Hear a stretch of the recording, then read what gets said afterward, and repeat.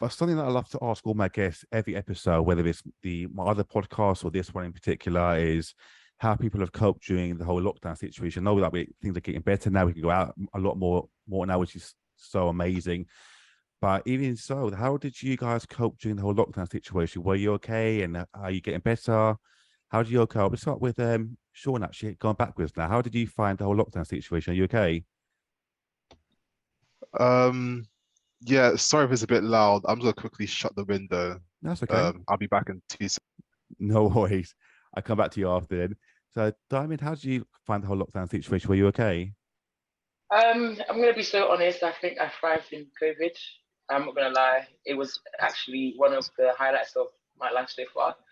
Um, Obviously, it wasn't nice that it got shut down. The schools got shut down, everything like that. But when initially the UK went into lockdown, um, what was quite shocking is obviously the schools weren't prepared. So I was working from home and trying to kind of accommodate this whole, you know, online classes and stuff like that. It just didn't work.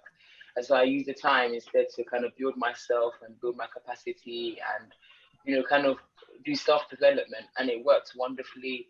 I enhanced so many skills. I started doing music reading workshops, learning about music, some coding. Um, yeah, and I feel like I literally opened up. I learned so much more about myself, and I just realized the power of actually being able to learn about yourself and be given a downtime.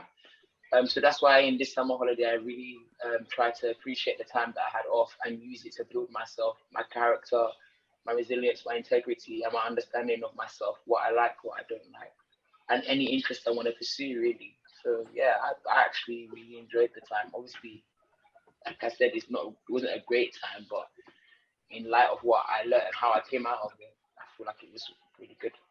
Honestly, that's amazing because I love to hear how you kind of worked on yourself as well and got out of it with a positive mindset. I mean, for a lot of people, that was the same sort of thing, wasn't it? Where they finally were able to take a step back and then find out who they really are as well and focus on the things that were really important and weren't important, took it from there. I mean, how about you, Penelope? How did you find it? Were you okay? I think as well, if I'm talking about it too much, please tell me to be quiet. But I think as well, I have a unique perspective on this as a disabled woman.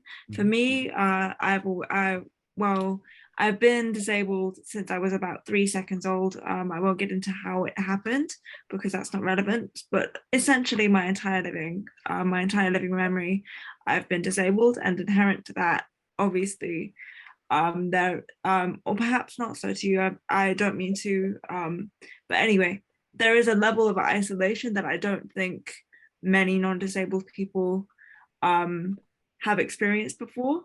And what was interesting to me is I spent my entire early childhood not being able to do anything by myself. I purely because of how little my doctors actually cared to research or ask me about my condition. So I didn't have the correct wheelchair, meaning I couldn't go to the toilet by myself. I couldn't leave my house. I couldn't go to a play group. I couldn't do anything purely because I had the wrong equipment. So because of that, I spent pretty much the first 5, 6 years of my life barely leaving my house. And if so, somebody was always with me because it had to be. I couldn't even kind of go and sit in a circle and play with toys without my mum being 3 meters away, because in case I needed to go to the toilet, she needed to be there.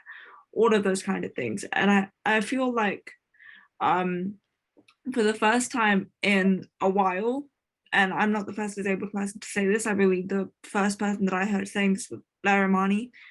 No, Marnie Barberin, sorry. uh Shout out to her, she's absolutely amazing. I don't know her, but I love her so much. um she mentioned something on a TikTok that she made, or maybe an Instagram video, that lockdown is really the first kind of taste that non-disabled people have had of any sort of disability. Of course, obviously, um, I'm talking disability in the broad sense, as in anybody can become disabled at any time. Of course, accidents happen, but more so in the broad sense of when society chooses to and governments choose to, they can take things away from you. They can make you isolated if it's necessary. And of course it was. And I feel like that was the first real sense that a lot of people had of enforced isolation, enforced physical isolation. And I felt that it was interesting to see, because I was habituated to it. And of course I did not thrive as much as Diamond. I don't think anybody could. She should be very proud of herself. But I was fine. I was getting my work done, and I was kind of doing everything that I should have been doing at the time. I was in my first year of my A levels. But it was interesting to see how so many people had this sense of anger. And of course I understand, it was a difficult thing to get used to. But what I found is that these same people had this kind of anger at a step that was reasonably taken by a government for safety, did not have the same anger when a disabled person told them that they spent their entire life like this. They did not share that, unless they did not empathize with that even after they had experienced it themselves. And I thought it was really illuminating that as a society we tend to ignore, we of course have a tendency to ignore things that kind of things that happen until they directly affect us. And even once they directly affect us, we focus solely on that. And while of course I appreciate that everybody's an individual, but what I really saw then, and what's guided me into how I try and do my activism work now, is the importance of community is something that's not acknowledged, which is one of the reasons why I'm doing this podcast today, is because community is something that has always been lacking. It can always be improved upon. And I feel like community is the only way we learn from each other, because we live in a society now where we see everything via social media. We see everything in little snippets. We don't really go in depth in conversation with different opinions. And I feel like lockdown did really illuminate that for me. Because those are two very important subjects I want to talk about later on, actually, about social media and community, which we'll get to in a bit, actually, which I hope you don't mind, guys. But I'm just glad you both are okay at the moment, and we'll come back to you in a minute, actually. But Jonas, how do you find lockdown? Were you okay? Yeah, I can't lie, because I'm an only child, and I think at that point, I was at that point in my life, I was 18. And I just started making changes in my life, because in school I didn't like what happened to me in school. I didn't really enjoy school, so I was really trying to be the best man I can be, well, young man or man that I can be, just the best person I can be, and develop myself. So that's when I began my public speaking journey and entrepreneurship journey and all that stuff. And I was doing an apprenticeship in a school, and lockdown hit. And it was actually the day before I was meant to return to my secondary school and do a speech, which irritated me, because ever since I left school on the last day of GCSEs, I said to everybody, or my friends, I said, I'm gonna come back next time I'm back here. Yeah. I'm gonna chat. I'm gonna do my thing next time I'm here. Yeah. And it was just happened only like less than 2 years after I got invited back. And I think when that happened, I was like, it is what it is. I just started a podcast during lockdown. The day after lockdown was announced, I started a podcast and released it, like day one of lockdown. And also, I generally just started, to be honest, working. Couldn't do many speeches and workshops, but caught up on some movies, because when I was 17, 16, I was that hustle culture thing where you just work. I fell into that because when I was in school, I was very lazy. So I did the opposite and overworked. So then I was like, let me catch up with some movies, watch some TV shows, all that kind of stuff. And I was also the guy that would be like, oh, I don't need nobody. I'm not lonely. Everybody's saying they're lonely. I don't need nobody. I'm cool. I was learning how to cook food. I was going in shops with my gloves. I was very scared of coronavirus as well, by the way. Yeah. Like, I put myself in lockdown 2 weeks before the government put us in lockdown. So I was very, very scared of it. Like, I was using hand sanitizer way too much as well. And also I was a key worker, so I was going in working once a week, sometimes twice as well, but getting free food. So I wasn't complaining, but not gonna lie, towards the end of lockdown, I started to get a bit lonely. And my friends are gonna be watching this like, oh, Jonas, you never told us that, mate. I know they're gonna bring that up next time I see them, but yeah, I was lonely.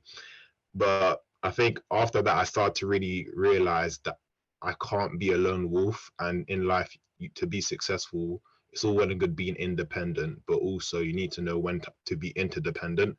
And I learned that during that period. And yeah, so that's how lockdown was for me. It was up and down, but look, I'm not gonna lie, it was the time of my life as well. I enjoyed catching up on things and not working as much as I used to. But you know what? I love from everyone so far. I really love that honesty as well, because I think, especially with guys as well, that there's this kind of stigma, isn't it, that you can't say what you're feeling, like your emotions and so forth. But for you to just come out as an 18-year-old or young guy, I was lonely during the lockdown, or you're a bit older now, obviously, but for you to say that during lockdown towards the end I was lonely, I think for me personally, that's a really brave thing to say, because for me, I'm a very introverted person. I found talking to people really difficult. Yet when I started my podcast, it really brought me out of my shell to talk with people. I mean, was that a similar situation to you as well, where when you started your podcast, it kind of helped you with your public speaking skills and your overall kind of way of approaching people? Yeah, it did, because I was literally, when I was in school, I was that guy that if a teacher said something to me, I'd always have something to say back, because to me, it's like one of my main values in life is respect. You should always respect other people, no matter who they are, what their job is, what their life's like. Unless they're a really bad person, you should respect everybody, in my opinion. So when I was in school, and this is something I don't agree with, there are many things I agree with the school system and many things I disagree with as well. So with this, I don't like the way that they treat children sometimes, like shouting at a 12, 11-year-old. I don't think that's healthy, especially when you're supposed to be looking after them. And for me personally, they'd shout at me. And when I was in year 7, 8, I'd cry. But then I got to year 9, 10, and 11. I just start shout. I just like raise. I just like level up and just raise my voice back, because like, what's the point of shouting at me? I'm not going to understand what you're saying when you're being emotional. It's going to make me emotional as a child because I am a child. So I think that got me to the point where I got older and I said, I need to stop doing that. So then, because I stopped doing it, I kind of stopped talking and being assertive and everything. I kind of just let things happen, because I didn't want to come across as the aggressive or the angry black man. Like, I still don't to this day, but now I know how to be assertive and when not to have a battle with somebody. And I think that during that period, it really did help me to be more confident approaching people, because I DM people with like 20K followers. I had like 200 followers back then. I DM people with 20, 25K followers, even celebrities, and I DM'd them even if they didn't even know who I was. Like, my content was rubbish back then as well. And people would say yes, some people would say no, but it got me comfortable with literally going up to people and saying, hey, can you come on my podcast? Because at that point too, when I was 17, I used to go to networking events in central London by myself and do pitches for my business and everything like that. But that I got comfortable with, but actually messaging someone online randomly, I hadn't got comfortable with. But now I do it randomly. I send random people emails about opportunities all the time. But that's what built it. And then me talking to people and learning about people's story allowed me to learn new things, learn new perspectives, and also just become more comfortable having a conversation with people, because I was somebody like you, was quite introverted when I was younger because I got bullied a lot. Didn't really trust a lot of people because of how I grew up and everything. But nowadays, look, I'm not gonna lie, I don't trust everybody. Like, that's how you should be in life, to be honest. You can't trust everybody, but I'm much more trusting of people and much more loving of people as well, because of things like the podcast and the people I've been able to surround myself for the last 3-4 years of my life, which I'm extremely grateful for. That is amazing and very inspirational as well. I really admire that. And I know we haven't got much left of this actual link here, so come to social quickly as well. Can you put a hand up? Diamond, sorry, as well. So Diamond, you put your hand up about something. Yes, I put my hand up quickly in regards to what Jonas was saying about the teachers that are shouting. And I think that something I recognized whilst being in the school is, teachers are there for the passion to teach, not for behavioral management. And I think that in the lockdown period specifically, it parents learned a fantastic lesson about what their teachers go through in order to teach their kids. And after that, I know there was a lot of parents that came up with a new appreciation and new recognition for what teachers do and have to face on a regular basis when they have to be at home with their own kids for a long duration of time. So I just found that quite funny. I wanted to chip in for a bit to say that, look, obviously the teachers, maybe they don't manage things very well, but the parents definitely learn a good lesson or two and recognize, hey, my child's not as easy as I thought to deal with, and facilitating their learning, the learning that will impact them for life. If you teach a child 1 + 1 is 2, they're taking that with them to their grave. So being able to impact the child's learning on that level, whilst in lockdown, I think the parents had a profound new appreciation for it, and actually began to work with teachers and schools better, and no longer always accusatory and pointing fingers saying, you're not looking after my son, you gave him the wrong grades and all of this stuff. It just works a lot better. So I just wanted to chip in with that. That's all.